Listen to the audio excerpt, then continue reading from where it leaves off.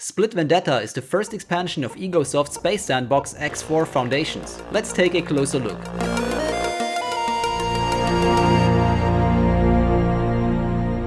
Split Vendetta released a month ago. Here's what I think about the expansion and the current state of X4.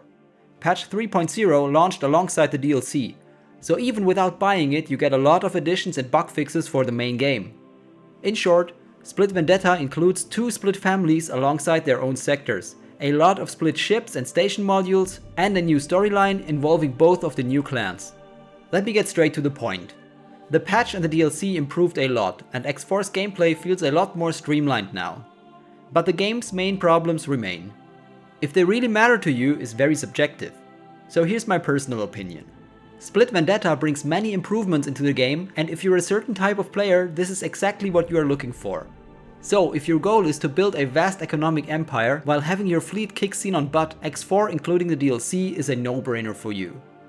If you're more on the civilian or exploring or any other side, not so much. There's a certain thing which tells us a lot about the game in its current state. Ironically, X4 shines the most when you choose to play its story-driven parts. While I really appreciate these little campaigns, they should not be able to outshine the core competence of the game. X4 is always depicted and marketed as a sandbox with limitless possibilities, which isn't a lie but not completely tenable if you dive deeper into its mechanics. Of course you can pretend to be a pirate and try to live a pirate's life. Problem is, the game doesn't really integrate sophisticated and dedicated pirate mechanics yet.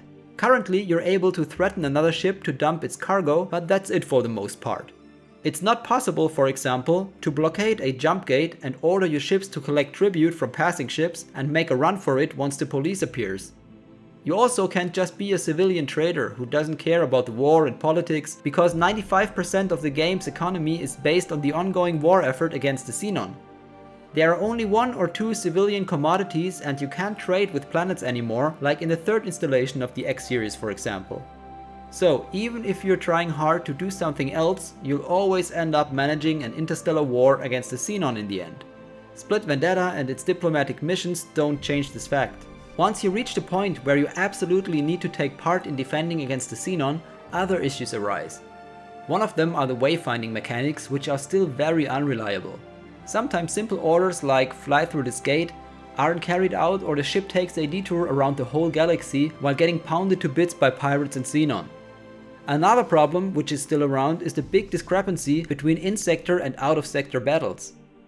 While, for example, a destroyer absolutely demolishes small craft as long as you're not present, it equally gets wrecked by them the moment you enter the sector.